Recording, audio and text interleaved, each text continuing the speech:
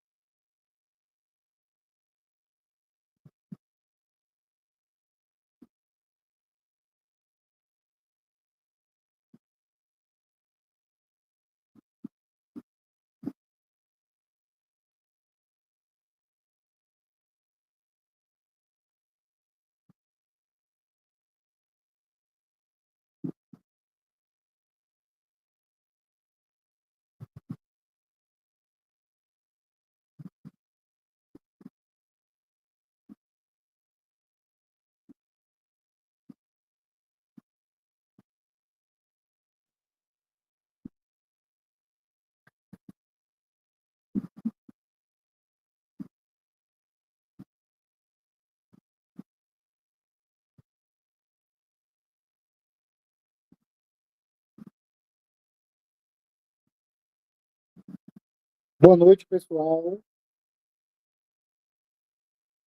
Ô, Enzo, eu estou observando aqui.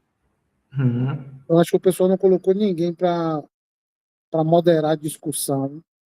Não sei se tem alguém de prontidão aí para moderar. No cronograma, acho que não tem ninguém.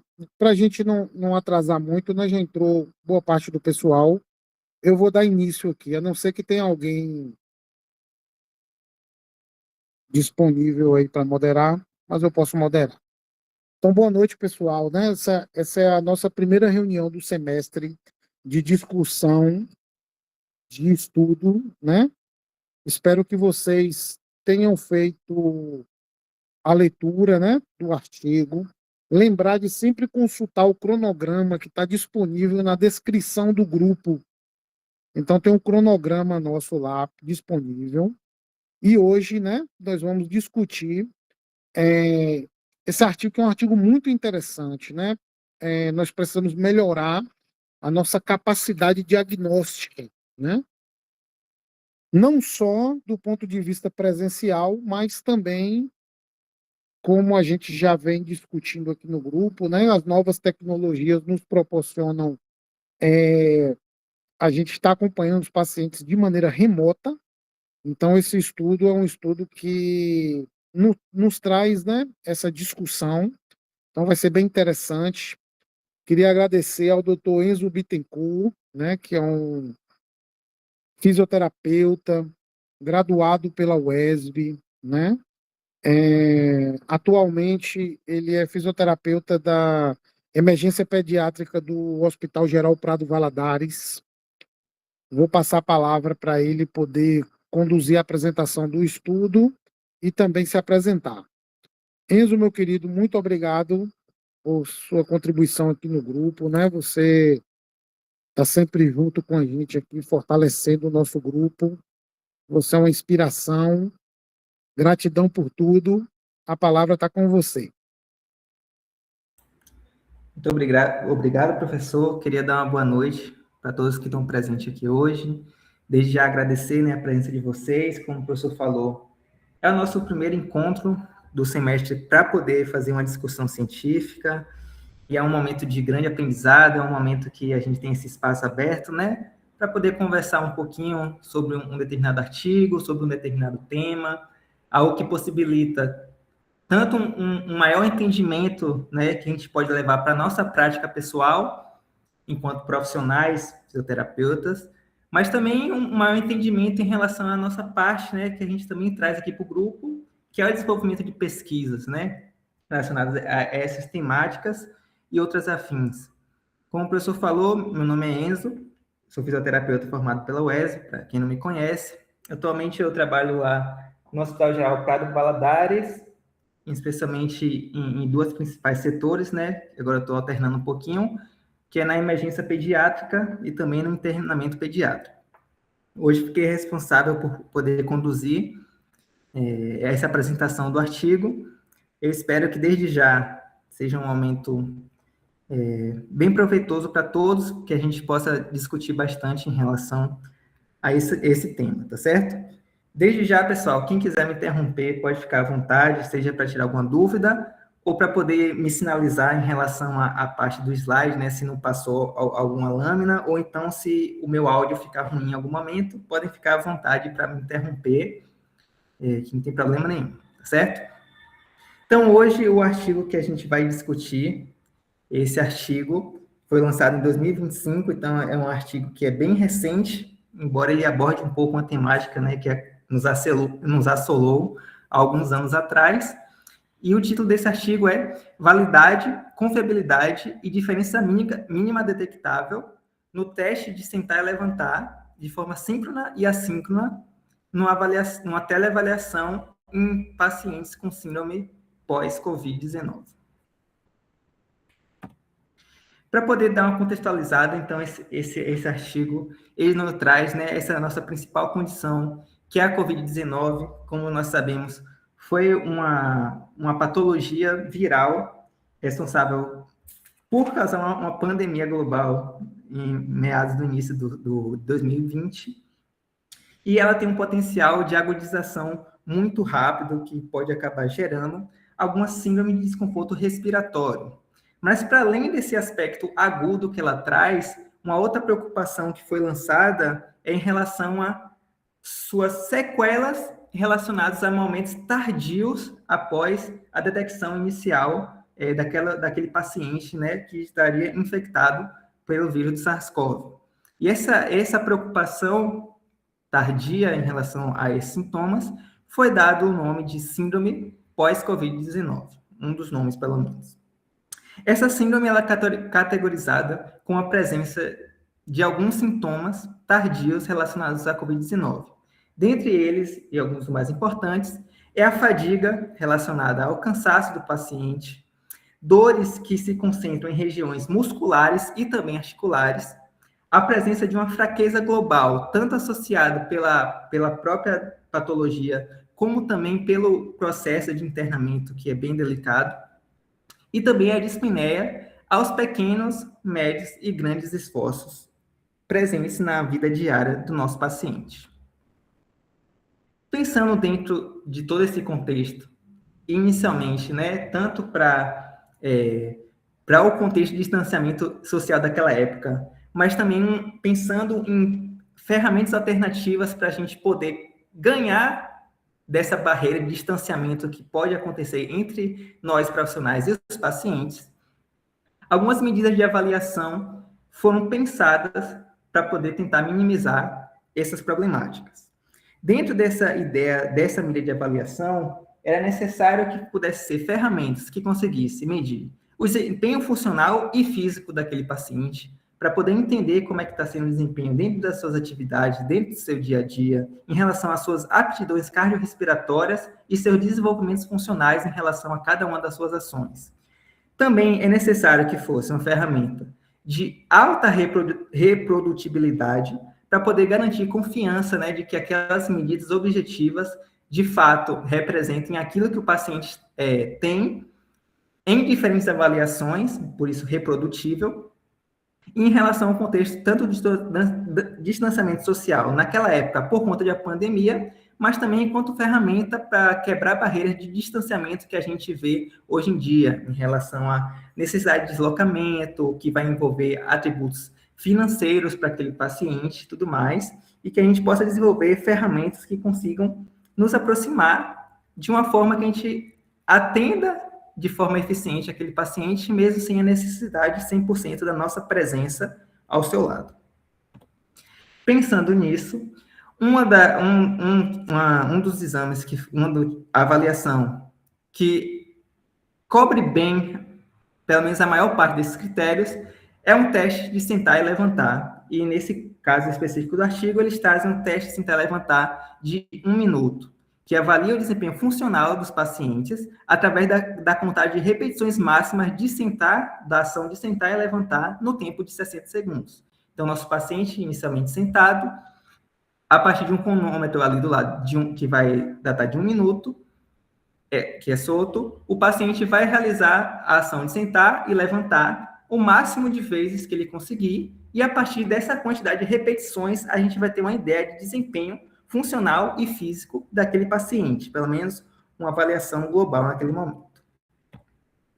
Então, o objetivo desse estudo, ele pode ser baseado em 3 principais fatores. O primeiro é a validação da teleavaliação desse teste, o teste tentar levantar em 1 minuto, em pacientes com síndrome pós-Covid-19 que não tiveram a necessidade de suporte ventilatório, já que esse teste já está muito bem estabelecido na literatura em relação ao seu aspecto presencial. Agora, a ideia desse estudo é validar ele de uma forma teleavaliativa. 2, analisar a interconfiabilidade entre o teste de sentar e levantar de 1 minuto de forma síncrona e assíncrona, já que a gente precisa entender se existe a possibilidade de perpassar aqueles resultados que a gente obtém de forma síncrona e presencial para uma forma também assíncrona, que vai facilitar ainda mais o atendimento daqueles pacientes. E o terceiro e último objetivo é identificar a relação entre o teste tentar levantar de 1 minuto autorrelatado e o teste realizado pelos avaliadores. Então, o autorrelatado fica de total responsabilidade do paciente e de seu cuidador em relação à aplicação do teste, descrição das repetições e informação dessas repetições para o seu profissional responsável. Enquanto das outras formas, tanto síncrona quanto assíncrona e quanto presencial, é realizada por um avaliador profissional ali em conjunto. Em relação aos materiais e métodos desse artigo, então ele é um artigo de delineamento de estudo transversal, então ele pegou os dados ali de um recorte momentâneo daqueles pacientes, né, não acompanhou eles de forma longitudinal. A população são adultos, homens e mulheres, com apresentação confirmada da síndrome pós-Covid-19, que não precisaram de suporte ventilatório na fase de agudização ali em tempos anteriores. Em relação à intervenção, então a intervenção vai ser o teste de sentar e levantar de 1 minuto, com 4 principais variações.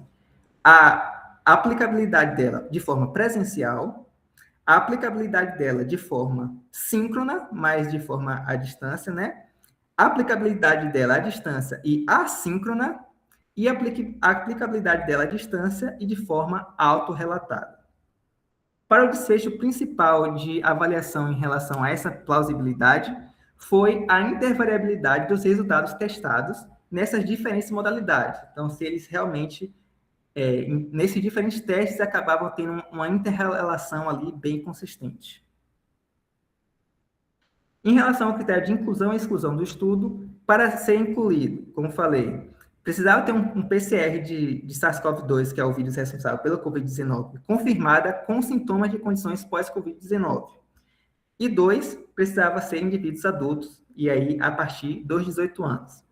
Como critério de exclusão, foram excluídos, primeiro, pacientes que apresentavam lesões motoras em membros superiores e membros inferiores ou dor incapacitante, que pudesse, de alguma forma, influenciar na execução daquele teste. 2, o uso de órteses ou próteses pelos pacientes. 3, uma saturação periférica menor que 90% ou com a redução de pelo menos 4% após o teste presencial, que é o que dá o início ao estudo. 4, uma pressão arterial sistólica maior que 180 milímetros de mercúrio ou uma pressão arterial diastólica maior do que 100 milímetros de mercúrio. E 5, esses pacientes necessitavam de suporte ventilatório invasivo durante esse primeiro tratamento para a Covid-19. Em relação à avaliação dos desfechos, né, e agora destrinchando um pouco mais. Então, foram utilizados 5 critérios para poder verificar toda a questão de confiabilidade na avaliação desses testes. O primeiro é em relação ao tamanho da cadeira, que preferencialmente seria uma altura de 46 centímetros, mas com a possibilidade de erro padrão de 2 centímetros para cima ou para baixo, que seria uma cadeira mais ou menos ali na altura do joelho. 2, A realização com os braços cruzados durante a execução, então os pacientes não poderiam utilizar os seus membros superiores para poder dar uma ajuda, para poder fazer a impulsão de levantar e também a aterrissagem na hora de sentar. 3, quando o paciente fosse sentar, o quadril precisava tocar o assento por completo, então não adiantava chegar perto e já iniciar uma nova elevação. 4, no momento de levantar, a extensão, o joelho e o quadril do paciente precisaria ficar em uma extensão completa, e nessa posição de ortostase, né, posição em pé. E 5, também a avaliação do tempo de realização do teste e também das repetições encontradas. Então, como é que foi realizado? Como é que foi estabelecido o protocolo de realização do estudo? Foi feito em 3 dias, ou então podemos chamar também de 3 fases, mas não necessariamente esses dias foram sequenciais.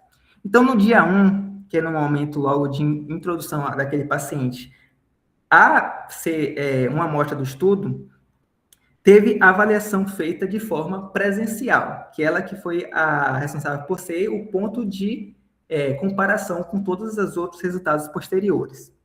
Nesse momento, o paciente precisaria estar presente e também o avaliador físico estaria presente. Né? Ia ser realizado o teste de sentar e levantar de 1 minuto, e antes de realizar o teste em si, seria feito uma explanação acerca do teste, então uma explanação teórica sobre o que era o teste, para que servia, como era realizado, e também feito uma repetição para poder, né, uma repetição desse teste para poder fazer com que o paciente se familiarizasse com aquela execução.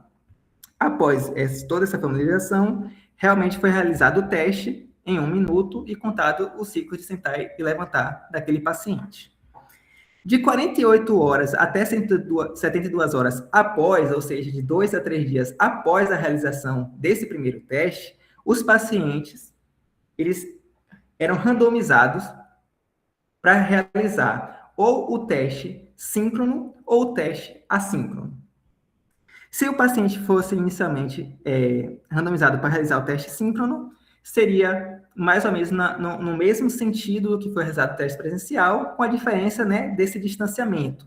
Então, existiria o profissional avaliando de forma síncrona aquela realização, só que isso seria realizado através de uma chamada de vídeo. E eles descrevem que, no caso, utilizaram o WhatsApp como ferramenta para essa chamada de vídeo, né? Embora a gente possa usar algumas outras ferramentas. O avaliador fica presente de forma síncrona e realiza o teste da mesma forma. Para aqueles que foram randomizados para fazer a avaliação, a teleavaliação de forma assíncrona, os pacientes, junto com seus cuidadores, eram bem instruídos, eles faziam a realização do teste em casa, gravavam um vídeo e, posteriormente, esse vídeo era enviado para o avaliador. E aí, esse avaliador iria fazer a contagem de quantas repetições foram feitas e, ao mesmo tempo, o próprio paciente, junto com seu cuidador, iria fazer a contagem para poder fazer a comparação autorrelatada. Então, teriam 2 medidas, a que o próprio cuidador com o paciente encontrou e o que o avaliador, através do vídeo, contou e avaliou.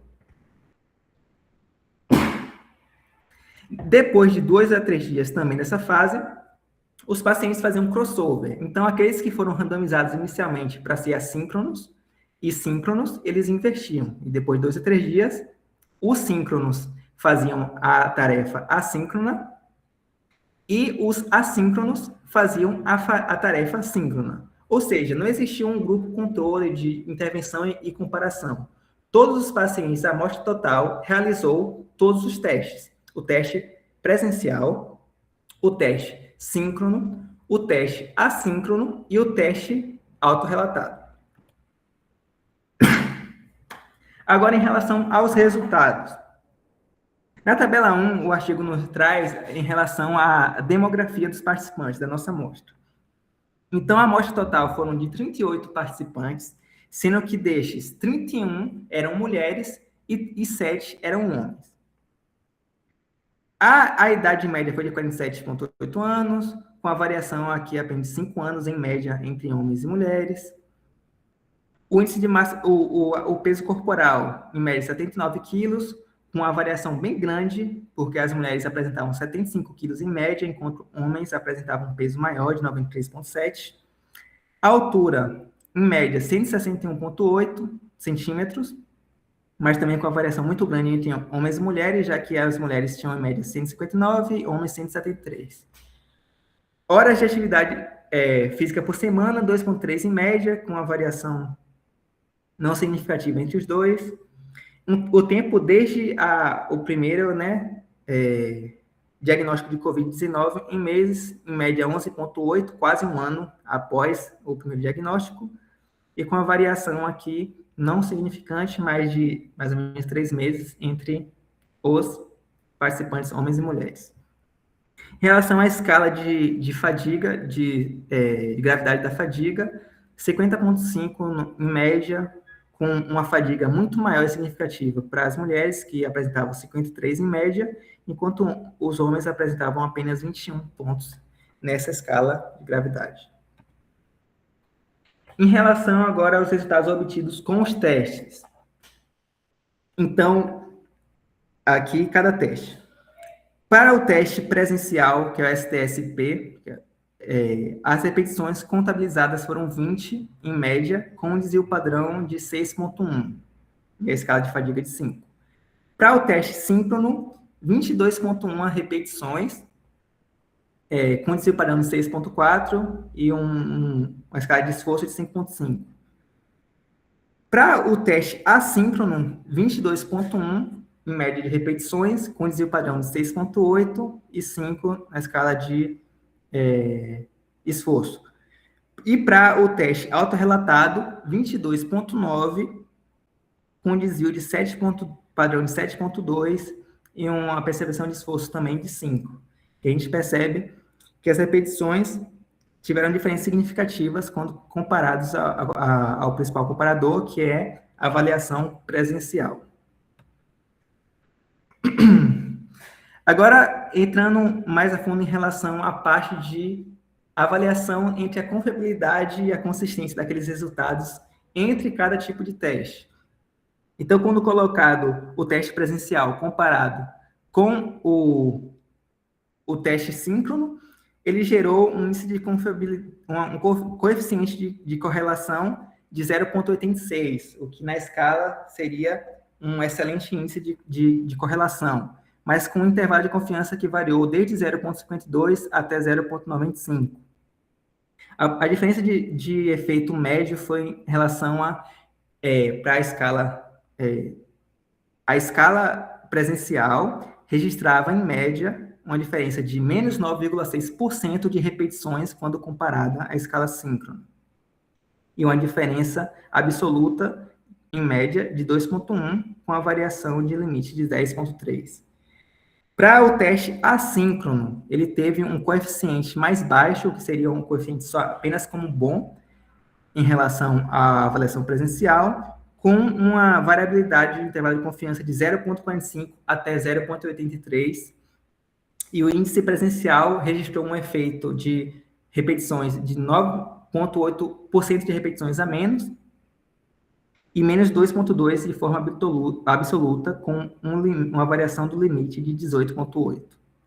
Em relação à avaliação assíncrona versus autorrelatada, a gente tem aqui um coeficiente de correlação bem alto, excelente, de 0,98 em relação à autorrelatada com a assíncrona, uma diferença de menos 3,3% de repetições para o teste assíncrono, e uma diferença absoluta de menos 0,8 repetições, numa diferença média, com intervalo de limite de 5 unidades. Agora, esse é o segundo teste estatístico que eles fizeram, chamado de Blend Altman, que é justamente utilizado para poder fazer o teste de confiabilidade entre diferentes formas de avaliação. No teste A, eles pegaram o teste entre presencial e forma síncrona. A gente percebe aqui, aquela diferença absoluta média de 2,1. Resultados individuais bem dispersos em relação à linha média, que é o viés temático da própria avaliação, e com um limite superior de 3 e um limite inferior de menos 7,3, o que confere uma amplitude de 10,3, que é justamente aquele delta final da outra tabela, uma amplitude grande. Em relação ao teste presencial com teste assíncrono, a gente tem uma média absoluta aqui de redução de menos 2,2 repetições avaliadas, uma dispersão ainda maior dos dados encontrados, dados individuais encontrados dos pacientes, o limite superior de 7,2 repetições e o limite inferior de menos 11,6 repetições, o que confere uma variabilidade, uma amplitude de 18,8 unidades. Em relação ao terceiro teste, que foi relacionado à avaliação assíncrona com a avaliação autorreportada. Então, a gente percebe aqui que tem uma diferença de menos 0,8 repetições, com um limite superior de 1,7 e o limite inferior de menos 3,2. É uma amplitude bem menor e a variação individual de cada resultado, ele fica pouco disperso em relação à linha média, né? A linha de viés temático da análise estatística.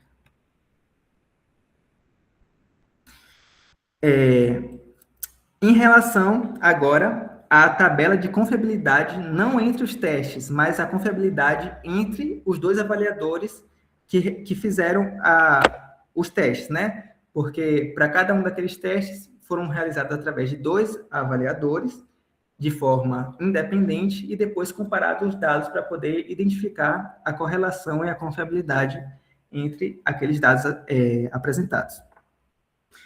Em relação às repetições, não foi estatisticamente significante, existe ali uma média de repetições bem semelhantes, enquanto no avaliador 1, 22,2 e no avaliador 2, 22,1, com desvio padrão bem semelhante também. O índice de correlação de coeficiente de 0,99, com um intervalo bem estreito de 0,99 até 1, o que indica um coeficiente excelente. Um tamanho de efeito effect size de 1,2%, uma variação de menos 0,45 até 0,45, e uma diferença média entre eles de 0,03, com um intervalo, com seus limites de variação de 1,70 unidades, 1,7. Entre aqueles erros encontrados que estão relacionados àqueles subtipos da avaliação que eu falei anteriormente, em relação ao tamanho da cadeira, o avaliador 2 só encontrou um erro dentro de todas as avaliações que foram realizadas. Em relação ao cruzamento dos braços, né, e a forma anatômica da realização do teste, ambos encontraram apenas 4 erros em relação a todas as avaliações realizadas, o que mostra uma correlação muito grande entre os dois achados. Em relação ao quadril tocando a cadeira na hora do movimento de sentar, o avaliador 1 achou apenas um erro em todas as avaliações e o avaliador 2 nenhuma. Em relação à extensão total de quadril e joelho, o avaliador 1 identificou apenas 2, que confere 5,3% relacionada a todas as avaliações, enquanto o avaliador 2 encontrou 8 erros de execução, o que confere 21,1% de achados em relação às avaliações realizadas. Embora não sejam números muito grandes, que a gente percebe que é um número 4 vezes maior, não se deu diferença estatística, muito provavelmente pela questão da amostra, mas é um fator a se ver que o principal, entre aspas, erro de dispersão nessa avaliação está na avaliação da extensão total em ortostase. Em relação ao tempo total de realização, 59,3, 59,3, o que está show de bola nesse sentido. Passando para também o gráfico de Blend Altman, para poder ver a confiabilidade dos resultados, a gente percebe que a diferença de repetição média entre avaliador 1 e avaliador 2 teve uma média de 0,0,3, uma diferença muito irrisória, e a gente percebe também que a dispersão aqui é quase perfeita em torno dessa média avaliada, né? Só com alguns outliers aqui, mas que não interferem no resultado. Com um limite superior de 0,9, um limite inferior de menos 0,8 e a variabilidade e amplitude de 1,7, em comparação ao resultado entre os dois avaliadores. Conclusão do estudo. Abre aspas. O presente estudo demonstrou evidências boas e moderadas de validade para avaliações remotas do teste de sentar e levantar síncronas e assíncronas em indivíduos com condição pós-Covid que não necessitaram de suporte de ventilador, no caso, suporte ventilatório, destacando o impacto do protocolo de avaliação na interpretação do desempenho do teste de sentar e levantar. Os achados mostraram correlações significativas entre diferentes testes, indicando a utilidade potencial das repetições autorrelatadas como avaliação remota. A confiabilidade interavaliadora do teste tentar levantar assíncrono era alta, apoiando sua praticidade e usabilidade em ambientes remotos. No entanto, é importante reconhecer as limitações da teleavaliação assíncrona como resultado de validade mais baixo em comparação com avaliações síncronas. Os achados fornecem insights valiosos para a validação e implementação das teleavaliações do teste tentar levantar em indivíduos com condições pós-Covid-19 que não necessitaram de suporte ventilatório, contribuindo para a compreensão e manejo dessa população em ambientes remotos. A única referência utilizada foi a referência do próprio artigo, e eu encerro meu slide aqui. Agora, partindo um pouco para a discussão, né, geral, eu vou abrir já para a gente poder conversar um pouco do que cada um achou do artigo, encontrou, que interpretou dos seus resultados. Queria dizer que foi um artigo muito interessante, é uma abordagem muito interessante, porque essa questão da gente tentar entender cada vez mais como avaliar e, posteriormente, como intervir com aqueles pacientes que estão distantes da gente, sem perder a nossa eficiência no resultado daqueles desfechos que a gente quer encontrar, é uma questão de suma importância. É algo que vem crescendo cada vez mais, é algo que o professor sempre ressalta aqui no grupo, né? E que as atividades do próprio grupo e de grupos semelhantes acabam buscando, né? Desenvolver cada vez mais nossa capacidade de avaliação e atendimento de forma à distância. Em relação ao estudo, foi um estudo muito legal, ele trouxe uma metodologia que, ao meu ver, muito adequada, né? Esse processo de protocolo, a avaliação inicial de forma presencial, para ter um ponto de comparação com as avaliações assíncronas e síncronas, né? As avaliações à distância e tudo mais. Então, no geral, foi um artigo muito bem feito e tudo mais. Em relação só a minhas críticas em relação ao artigo, são críticas extremamente pontuais e até um pouco, entre aspas, chatas, vamos dizer assim, né, que é a coisa bem pequenininha mesmo. Mas, em relação à diferença mínima clinicamente detectável e os erros médios que fizeram parte do plano estatístico que eles montaram, mas não foram tão bem, não descritas, mas não foram tão bem conversadas ao longo da redação. Então, é uma coisa que era para ser importante e, ao longo do texto, eu achei que ficou um pouco meio deixado de lado. A única diferença média que eles colocam foi da avaliação síncrona e avaliação assíncrona, que foi uma diferença mínima detectável de 6,6 para a síncrona e 10,5 para a assíncrona. Eu achei que eles poderiam ter colocado também para autorrelatado, que seria uma informação a mais. Em relação ao erro médio, eles apresentam aqui de 2,4 repetições para a síncrona e 3,8 para a assíncrona, só que no texto, o intervalo de confiança que eles colocam para essa região não é o intervalo do erro médio, é um erro de redação científica mesmo, acaba atrasando um pouco em relação a interpretação em relação a esse erro médio encontrado. Outro ponto que eu queria ressaltar, que eu achei que faltou um pouco no artigo, é quando eles fazem a avaliação gráfica, né, a avaliação visual de blend Altman, a gente percebe algumas dispersões e algumas variabilidades dos resultados em torno do resultado médio encontrado, o que acaba trazendo um ponto de interpretação para o desfecho clínico que a gente pode querer encontrar ali. Eu achei que no texto do artigo eles falaram muito pouco sobre isso, só deixaram, descreveram o resultado lá, mas conversaram um pouco, e acaba sendo um pouco frustrante nesse sentido, né, porque Em relação à avaliação síncrona com presencial, teve uma variabilidade muito grande de 10,3, inclusive maior do que a diferença mínima detectável que eles colocaram, que poderia acabar gerando alguns erros estatísticos nesse sentido. E para a variabilidade de presencial para síncrono, foi uma variabilidade muito grande, de 18,8 pontos, né? Um intervalo de confiança extremamente amplo. E aí, a minha maior crítica, para além da apresentação desses resultados não ter sido, ao meu ponto de vista, suficiente dentro da redação, é que acaba gerando um pouquinho de confusão em relação ao que pode ser concluído daquele texto em específico, né? Em relação à parte de confiabilidade que eles colocam na conclusão, na verdade, não é exatamente a confiabilidade, e sim a correlação entre aquele teste de ICC, e não dá para abordar tanto essa questão da concordância, devido à pouca exploração do teste estatístico de Blend-Altman. Mas, no geral, a gente percebe que o teste de sentar e levantar é um teste muito fácil de ser executado de forma presencial, é um teste que demanda poucos recursos, só uma cadeira e um tipo de cronômetro para poder avaliar. Então, é um teste que tem muito potencial para a gente incluir na nossa tanto avaliação presencial quanto nas nossas teleavaliações. Por ser um teste muito fácil e muito prático, é de fácil entendimento que a gente possa passar para aqueles nossos pacientes a sua realização, né? E a gente consegue ter uma confiabilidade até mesmo assíncrona grande, uma correlação em relação a isso muito grande.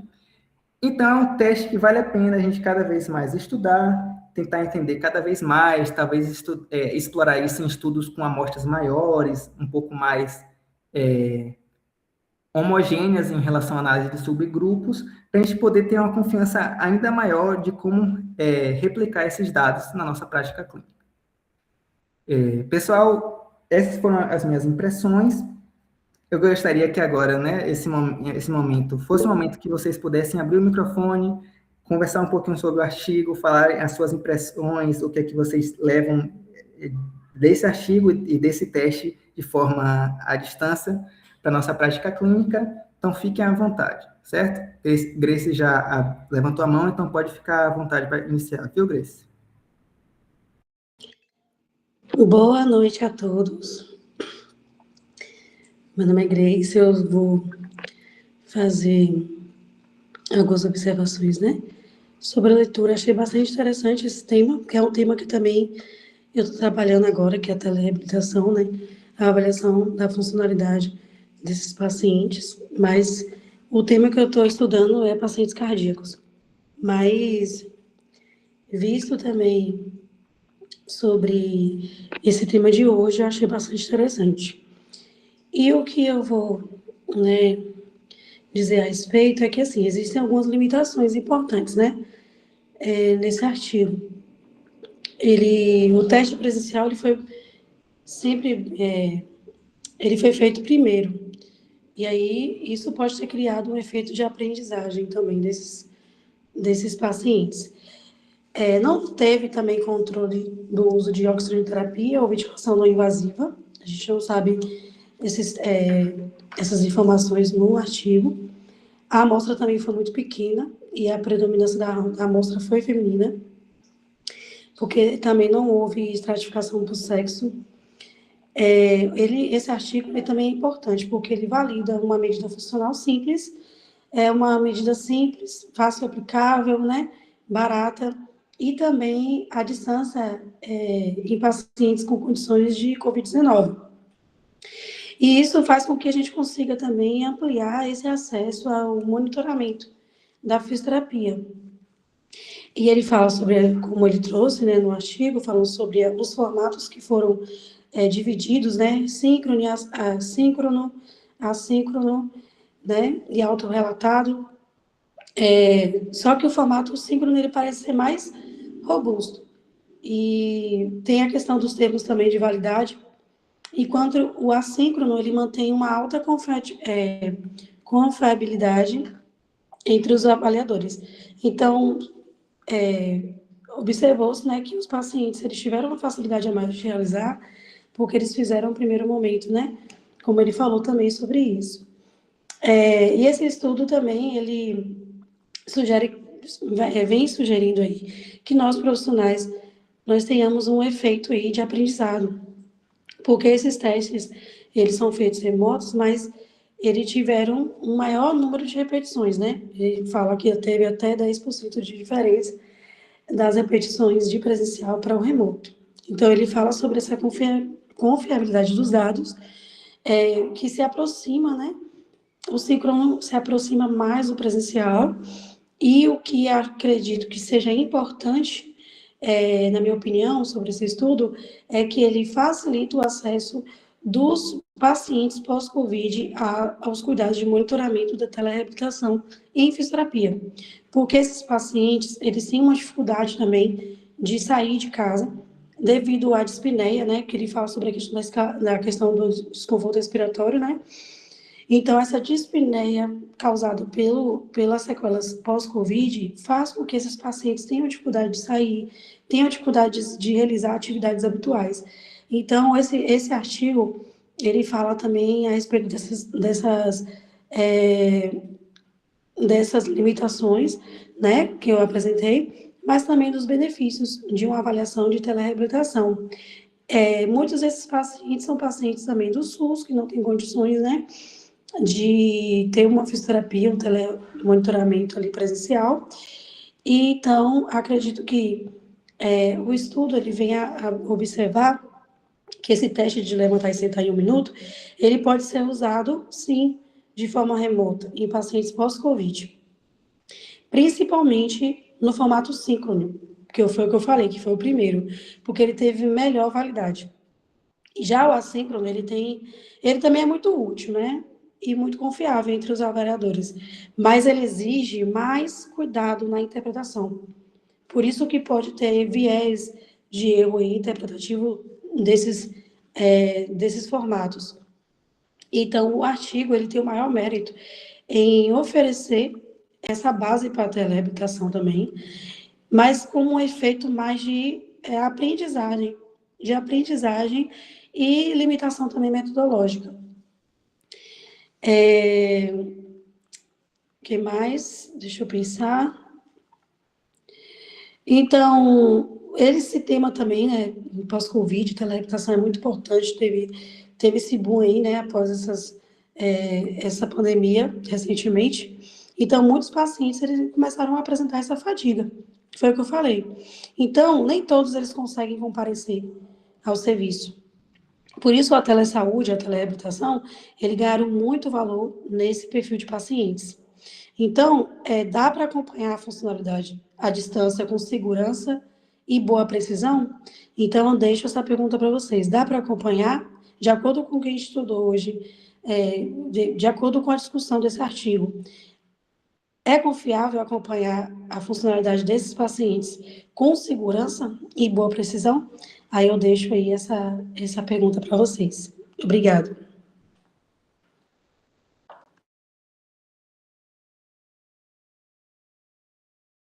Excelentes pontuações, tanto de Enzo quanto de Grace. Mais alguém?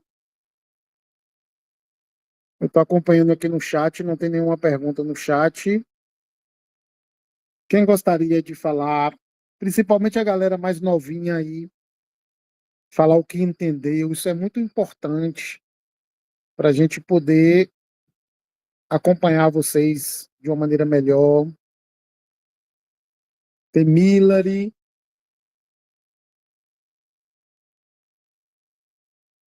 Clara,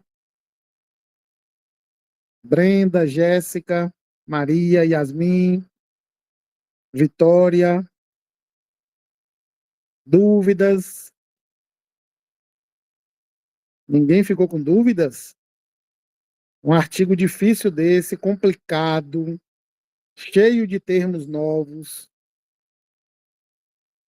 Fiquem à vontade, pessoal. Esse é um momento, né, da gente poder ir amadurecendo o nosso raciocínio crítico. Emily não está podendo falar. Bom, professor, achei uma coisa interessante que eles ficaram discutindo sobre o aprendizado, a aprendizagem, né, dos pacientes e também dos avaliadores, porque ele discute a respeito desse aprendizado dos próprios pacientes, né? Então, tiveram facilidade em avaliar também por conta do primeiro momento presencial. Então, acredito também que tem esse viés aí de discussão se é adequado mesmo o uso desse teste de se levantar de forma remota, totalmente remoto, porque ele teve esse viés de avaliação também. Muito bom. Então, excelente. Isis colocou, né, que abre caminho para outras populações. Clara, né, que achou o artigo muito interessante. O pessoal pode abrir o microfone e falar, viu, que tiver à vontade. Enzo, parabéns pela apresentação, excelente apresentação, né? Então, às vezes vocês observam o Enzo apresentando aqui, vocês observam a visão crítica de Grace, né? Depois eles vão poder compartilhar, né, a trajetória deles, aos poucos vocês vão se conhecendo. Isso é um caminho, pessoal. Às vezes, né, tem alguém aqui que é dos primeiros semestres, ainda tem muito termo que é novo, mas observe que você já começa a ver alguém fazendo uma análise crítica de um estudo, ou seja, a gente não está recebendo aquela informação, não está lendo só a conclusão e achando que aquilo ali é uma verdade. Então, as observações foram muito bem pontuadas, tá certo? Além de abrir, né, para outras populações, até para essa mesma população. Então, vamos supor que você quer fazer um TCC. O que é a ciência?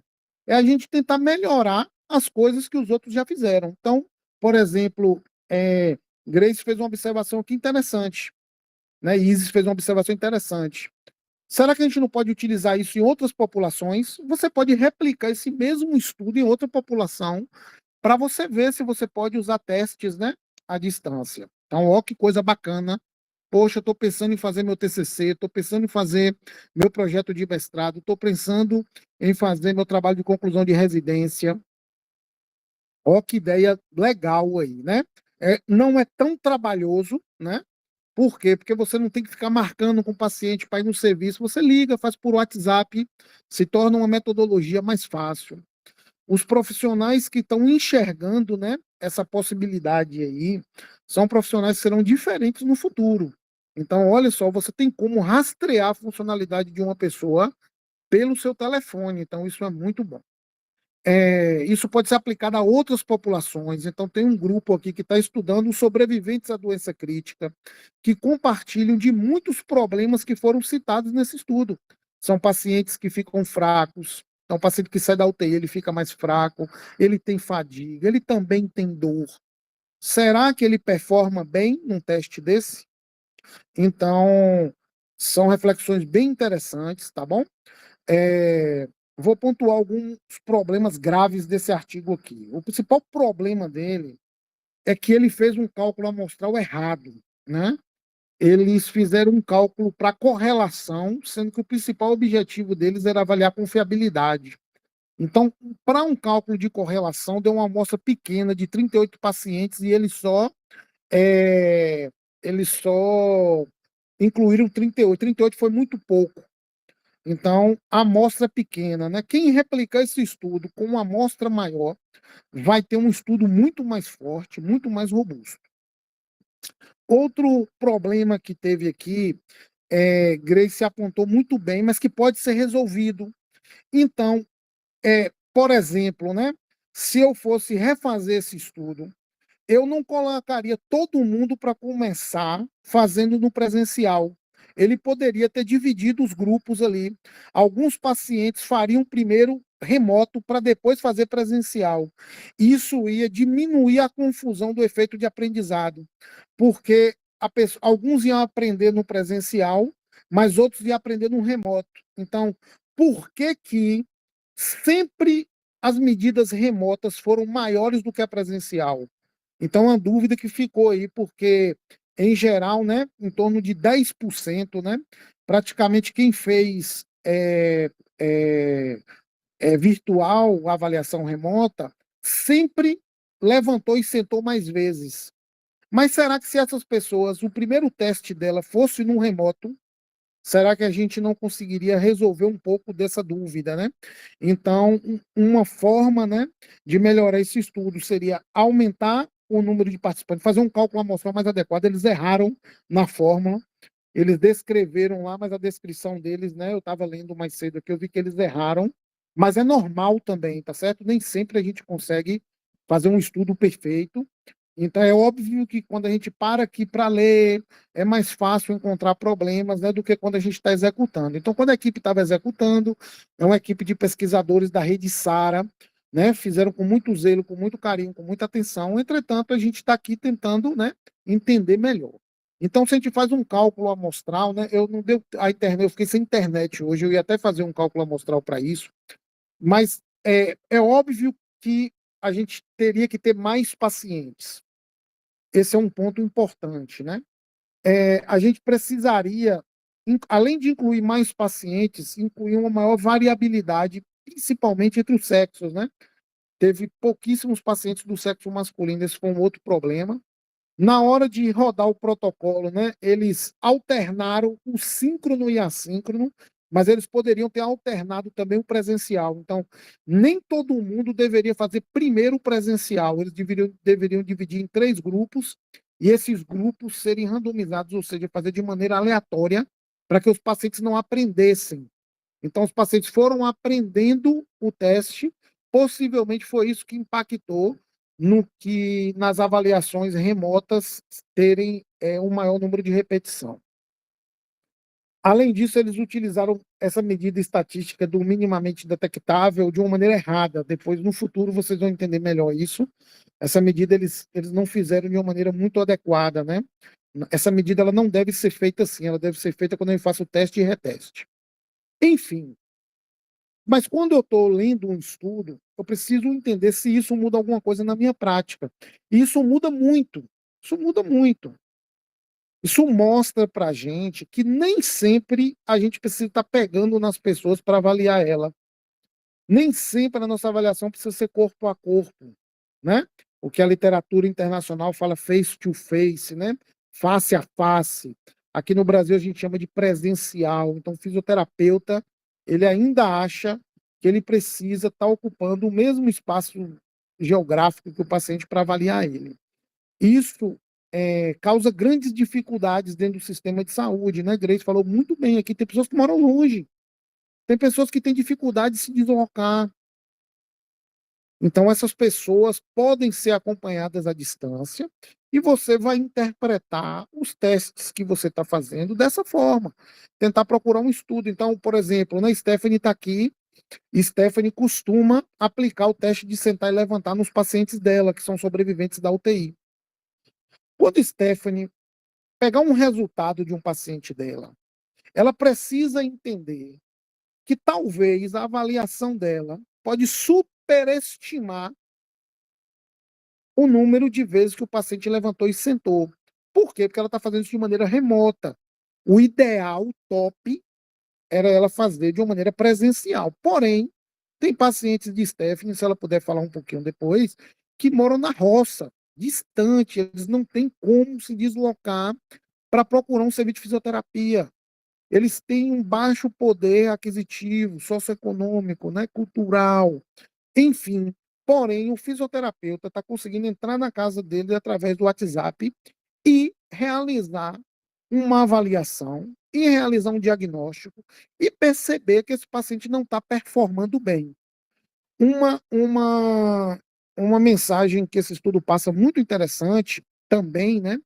É que se a gente for olhar os valores preditos para essa população, esse pessoal eles deveriam estar levantando e sentando em 1 minuto em torno de 35 vezes. E a maior parte deles só conseguiu fazer no máximo 20. Só com isso, pessoal, a gente tem um diagnóstico muito importante. Eu posso chegar para um paciente desse que falou: "Ô, meu querido, pessoas da sua idade levantam em torno de 35 vezes, você está fazendo quase 50% a menos em você levantar e sentar durante 1 minuto. Mais lento do que essas pessoas, fazendo menos repetições, significa várias coisas. Pode ser que seu músculo está mais fraco, Pode ser que você está descondicionado, você tem um risco maior de cair. Significa que você, treinando, pode melhorar essa performance sua e você vai ter um condicionamento melhor, você vai ter uma força na perna melhor, você vai andar melhor, você vai andar mais rápido, você não vai ter desvantagem em relação a pessoas da sua mesma idade. Então, entenda que eu estou fazendo um diagnóstico, né? Que eu consigo, mesmo de longe, mesmo pacientes que vão responder, que respondem para a Stephanie com frequência, falam assim: não, eu estou muito bem, eu saí do hospital e eu estou muito bem, eu estou ótima, eu consigo fazer tudo em casa. Porque as pessoas acham que é normal, ela está andando mais lento, ela está se movimentando devagar. Então, tem paciente desse aí que sobreviveu ao Covid, que por conta da dor, por conta da fadiga, por conta da fraqueza, ele acha que é normal ele estar sendo mais lento do que a amiga dela que tem a mesma idade. Nesse momento, e a gente está capturando, né, que ela não tem a mesma performance. É como se fosse você hoje. Você hoje realiza suas atividades. Quando você vai andar com alguém, você anda na mesma velocidade. Imagine que Guilherme fosse andar junto com Stephanie. E Guilherme anda numa velocidade bem menor, ele fica para trás. Em ele ficar para trás, significa que ele tem uma desvantagem em relação aos seus pares. Grace, pode ficar à vontade, Flor. Oi, professor, tudo bem? Eu gostaria só de fazer um comentário do comentário de Vinícius. Ele falou que, na opinião dele, a pandemia impactou muito a área de saúde. Tanto, tanto que, como o artigo relata, de testes remotos, mas eu não acho que dá para um tratamento seria eficaz. O melhor seria presencial mesmo. O problema é justamente o impacto da distância que a pandemia causou. Só não acho muito viável o tipo de avaliação remota. Ó, o que eu, Grace, eu posso falar em observação em relação a isso, né? Em relação à experiência com uma reabilitação remota. Só um minutinho.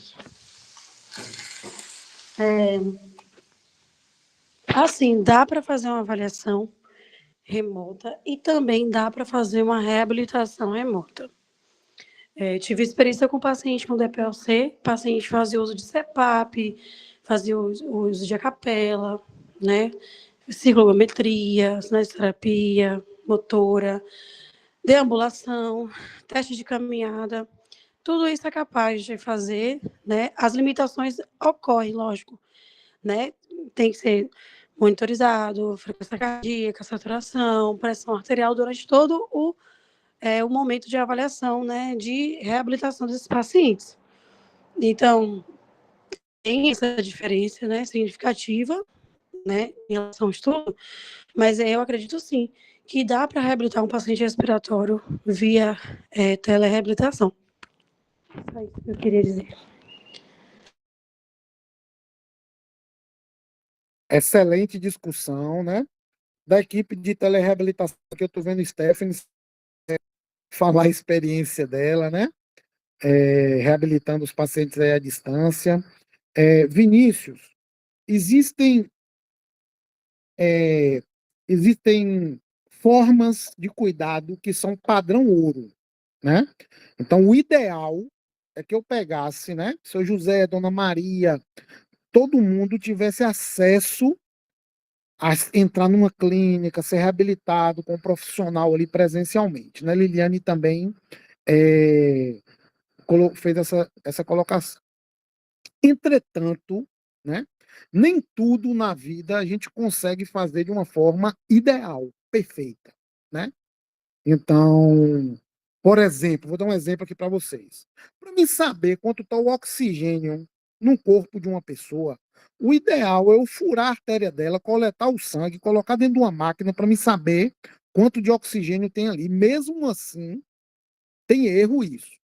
Mesmo assim, tem erro.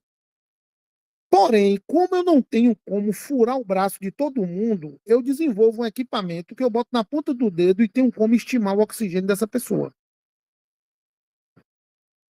Eu não estou fazendo o ideal, porque fazer o ideal é difícil. Tem risco no ideal, é mais caro no ideal. Algumas pessoas não têm o acesso no ideal. O mundo ideal, às vezes, é mais distante. Então, seria muito bom se todo mundo tivesse acesso presencial. Entretanto, com o avanço das tecnologias de comunicação, de informação, a gente vem percebendo que existe possibilidade disso ser feito à distância e que a diferença não é tão grande. Esse artigo nos mostrou isso. Mas uma à distância, a diferença não é tão grande assim. Essa possibilidade. Isso vai ser para todo mundo? Não. Porém, existem pessoas que podem ser beneficiadas dessas novas tecnologias. Jéssica, pode ficar à vontade, Flor. Professor, queria trazer um ponto, e aí você tocou no assunto justamente no que eu ia falar, muito com o que você e Grace falaram, especialmente sobre a questão da amostra e do viés de aprendizagem. Mas uma coisa que eu queria falar é sobre a questão do que ele traz aqui em relação às repetições, a comparação entre o formato síncrono e o presencial e o assíncrono. Ele traz que no formato assíncrono, as repetições elas foram significativamente menores em comparação ao formato síncrono e o presencial.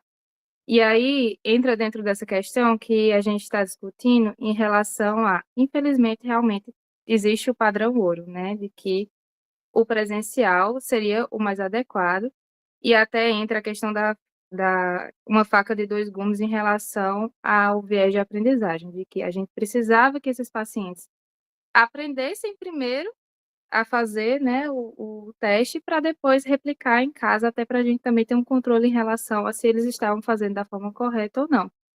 Mas aí o que eu queria trazer é da importância do acompanhamento em tempo real.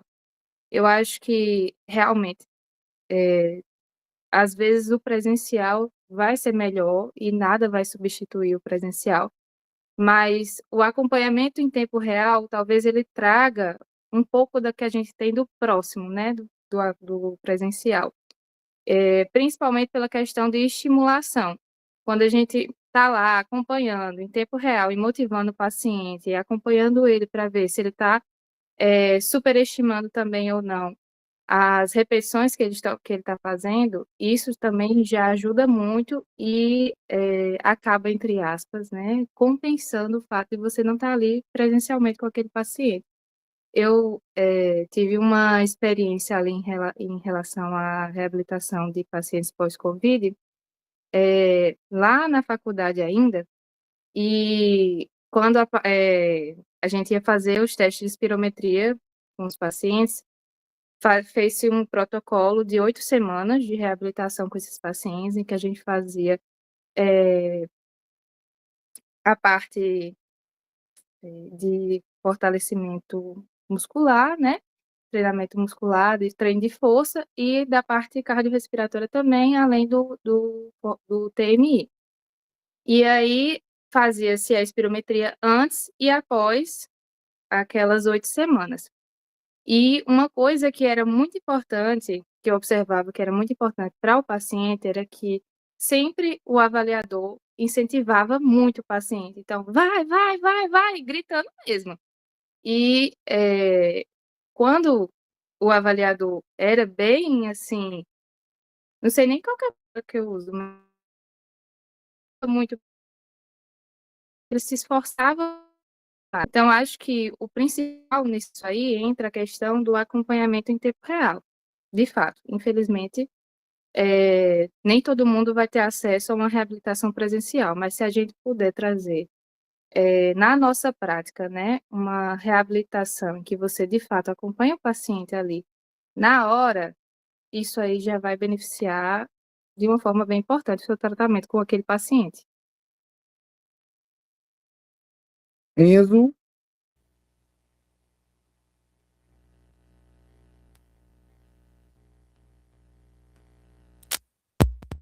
Agora, né?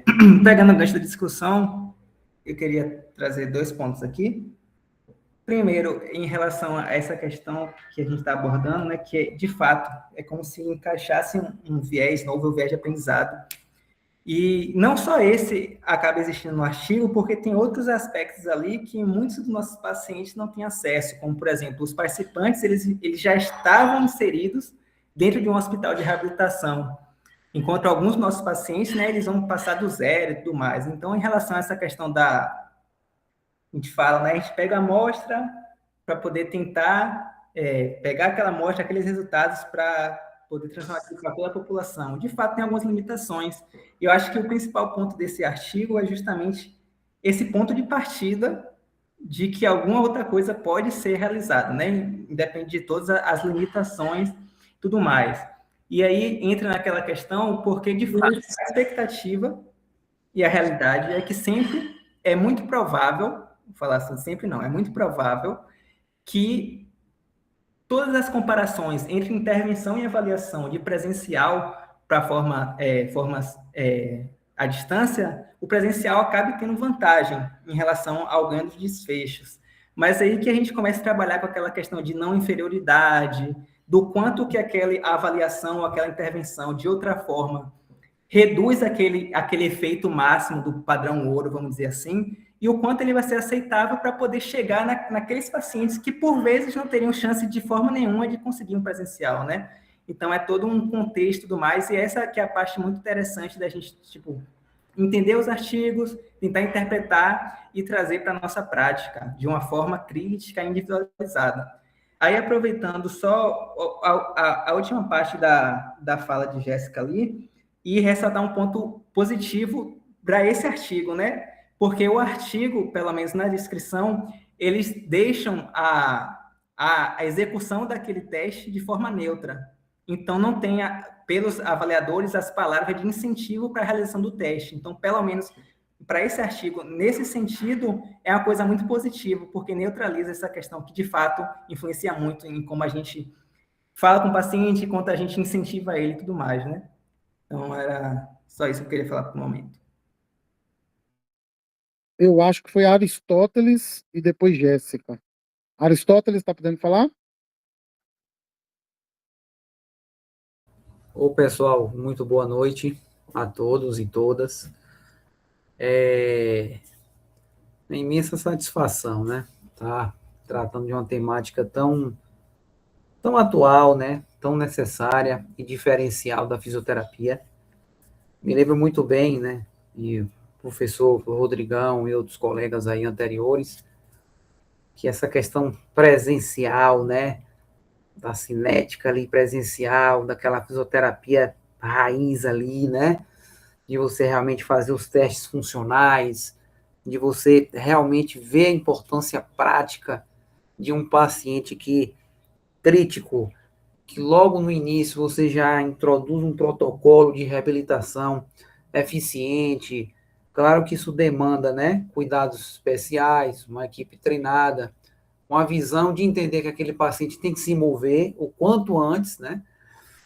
E aí eu dei uma lida aqui, rápida, sobre essa questão do teste assíncrono e síncrono, e vi algumas coisas interessantes aqui para construir o debate, que é o seguinte: a aprendizagem remota, ela tem alguns vieses, né, e barreiras ainda, que são prejuízo na prática profissional, aprendizagem superficial, barreiras técnicas e emocionais, necessidade de adaptação docente, né, e os pontos positivos seriam da questão, né, do uso tecnológico, quem sabe, de repente, a abreviação de alguns testes que não tem tanta necessidade naquele momento, né, reduzindo a testes mais eficientes, né, que nem foi abordado aí também no estudo e pelas colegas. E tem outra coisa interessante que eu achei aqui, que ele fala o seguinte, que ele chama de ensino remoto emergencial, cria hábitos de estudo, isso vai ampliar, melhorar a visão docente e discente. E o outro ponto, o outro contraponto, que impacta no Brasil, em relação às universidades privadas pegando seus estudantes, né, ali já nessa fase já de reabilitação, de prática, e ter algumas limitações, porque acaba se perdendo um pouco o tato manual, né? O teste manual, de você perceber o tecido, de você perceber em que grau você pode mobilizar, né? Avaliar direitinho a força. Mas a tecnologia, né? Por outro lado, eu analisando, tem dispositivos, né? Que nem o Rodrigão falou aí, que com o celular, você tendo o aplicativo correto, inclusive eu anotei alguns aqui, tudo certinho, esse paciente ele vai conseguir dar para a gente uma resposta legal.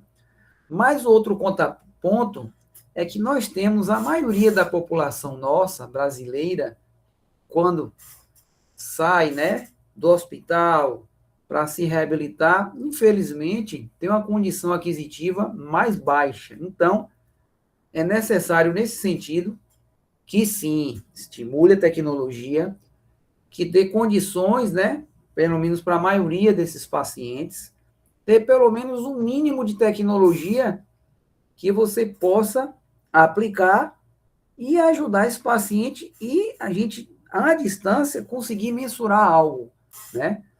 É o que eu estou imaginando aqui. Então, é um tema realmente bastante legal, dá para ampliar aí. Eu anotei aqui, Pest App, tem um aplicativo chamado assim, depois eu vou ver como é que funciona. Tem Physiotutors, tem Védios, tem alguns aqui que eu vou ler depois, em outros momentos a gente vai estar aprofundando. Inclusive, eu tenho interesse até na temática, vou ver se até com o professor, né, a parte. Então, é isso, pessoal. Quero também parabenizar aí nosso colega Enzo, explicou de uma maneira muito sucinta, muito segura. É isso aí. Quem tem essa oportunidade que o professor oferece, que a universidade oferece, de pesquisar, de analisar, de discutir um artigo, já tem colegas aqui também que já têm atuação profissional no campo hospitalar, no campo clínico, né? De outros estados, de outras cidades, vai trazendo experiências diferentes, a gente vai agregando isso em um pacote só, né? E vai dar um resultado realmente excelente, porque, pessoal, digo para vocês, o que vocês estão fazendo aí é o diferencial de hoje e do futuro, que nem o professor Rodrigo trouxe aí para a gente. Porque, infelizmente, a gente que está aqui na prática, a gente vê vários colegas, né, que têm a disposição de trabalhar, estão precisando trabalhar, estão correndo atrás, mas acontece que, a depender, né, da questões institucionais, etc., etc., ele não tem aquela base que nós estamos tendo, aprofundando estudos. Eu mesmo sentei aqui rapidinho, depois de um café corridinho aqui, né? Cheguei de outro município um pouco mais cedo, mas fui resolver as coisas. Já fui logo anotando aqui, ó. Teste assíncrono e síncrono, qual a diferença, telereabilitação, e fui puxando a seta e fui lembrando aí do professor Rodrigão, no estágio de UTI, puxa a seta, me aperta de um lado, eu falo de outro lado, então é assim que se constrói, né? Tá de parabéns a equipe, vou abrir espaço aí para demais colegas comentarem. É isso aí, o que precisar eu estou aqui, o velho Totti está aqui na área para aprender com os novos, que também tem conhecimento novo, tem energia, tem gás, a gente tem a experiência, vai adquirindo conhecimento e tudo se soma e tudo dá certo. Parabéns aí também, professor Rodrigo, suas colocações, Grace Kelly, a colega também Jéssica, muito, muito pertinente, muito legal, tá? Dando muito prazer essa reunião. Excelentes discussões, né? Já estamos aqui chegando ao final da reunião. Se alguém quiser fazer mais algum comentário, fique à vontade. O que essa reunião mostra para a gente hoje, né? Essa discussão de possibilidades, né? No futuro, nós vamos entender melhor, né, aplicações, né, de estudos e de conceitos que são chamados de não inferioridade, né? Enzo, ele trouxe Aí é importante você começar a ir pensando nessas coisas. Uma coisa para ajudar no cuidado, ela não necessariamente precisa ser igual ou superior. Se ela for minimamente parecida, ou seja, não tão inferior, e possa aumentar o acesso de pessoas que não teriam aquele tratamento, a gente começa a suscitar uma possibilidade de quê? De que tem Dona Maria, seu Joaquim, seu João, que está ali na roça. Infelizmente, né, Stephanie não está podendo falar hoje, mas Stephanie vive isso aí no dia a dia. Existem pacientes que, se não fosse Stephanie tratando ela à distância, esse paciente ele mora na roça, é difícil, não tem ninguém para pegar ele no colo, o cara não anda, para colocar num carro, ele não tem carro, para se deslocar até uma cidade. As vagas em clínicas de fisioterapia pelo SUS é muito difícil conseguir, pessoal. Existem pessoas, por exemplo, que ficam um ano na fila de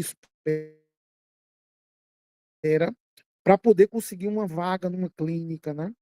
Então, qual é a preocupação? A preocupação é que esses seres humanos, eles sobrevivem, né, a uma doença grave e de uma hora para outra eles estão incapacitados dentro de casa e que hoje nós temos a possibilidade de oferecer um cuidado que você não teria como oferecer, porque você não teria como se deslocar até lá, porque é muito caro. Esse paciente não tem como se deslocar até aqui, porque ele está longe, porque ele não tem transporte, porque ele não tem nem capacidade física para isso.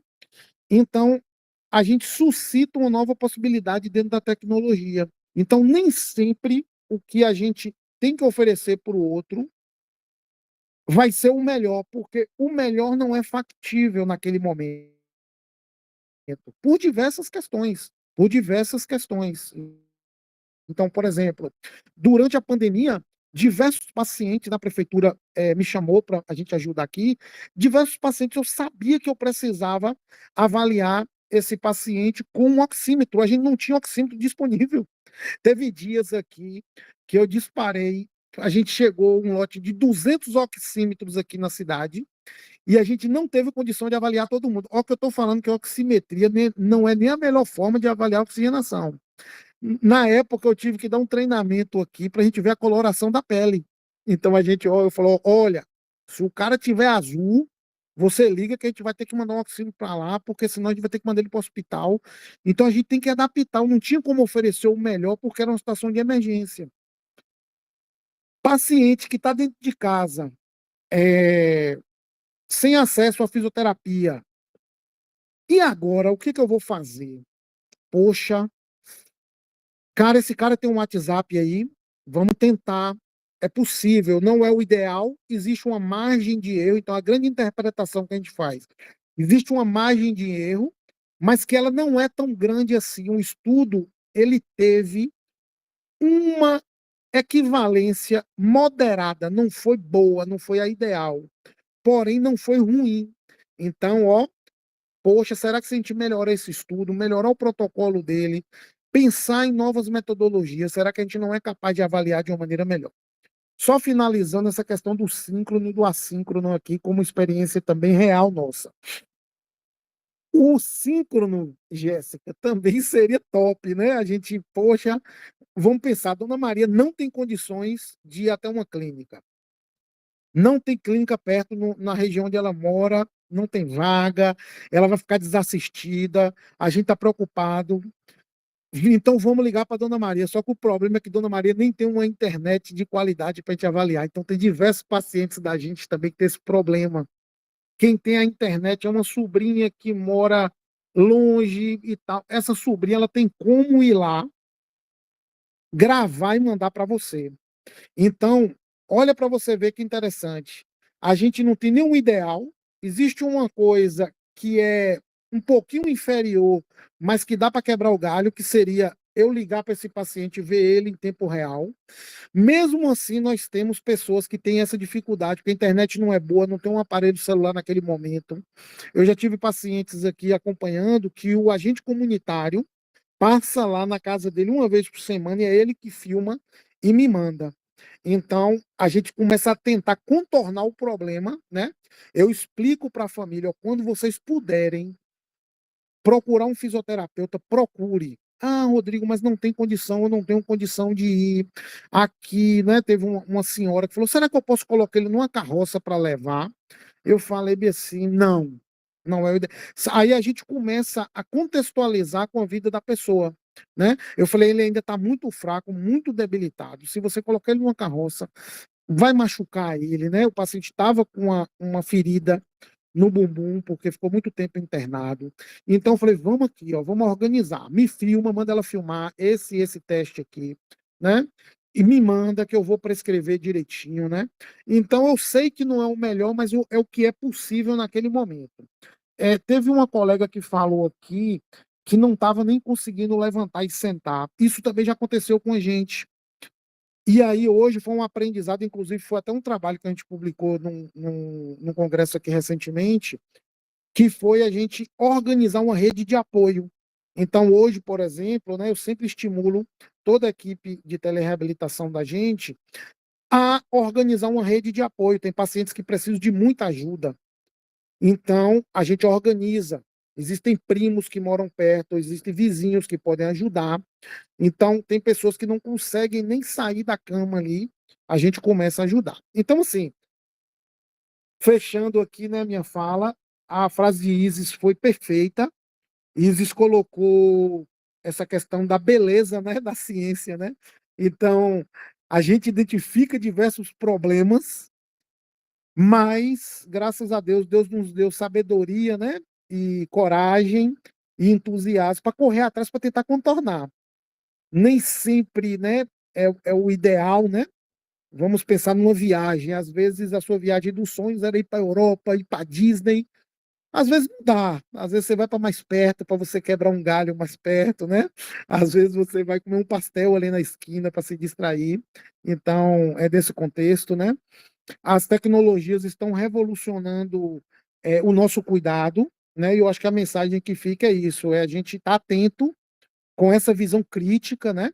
Para a gente poder estar melhorando a nossa caixinha de ferramentas. Ou seja, para mim hoje é uma caixinha de ferramenta a mais. Acompanhar as pessoas à distância, porque aquela pessoa não teria condições de ter o meu cuidado, então eu tento oferecer da melhor forma possível. Parabéns pela discussão, foi uma discussão excelente, tá certo? Eu vou pedir, eu não sei se Guilherme está podendo falar. Está podendo, Guilherme?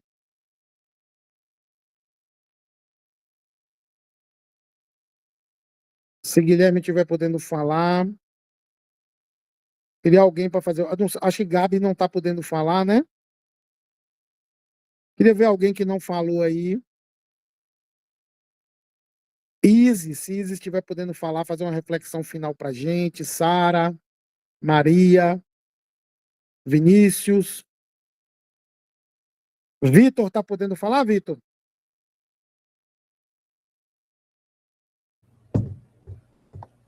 Oi, Você poderia fazer uma fala final de uma reflexão da nossa reunião de hoje, para a gente fazer o encerramento?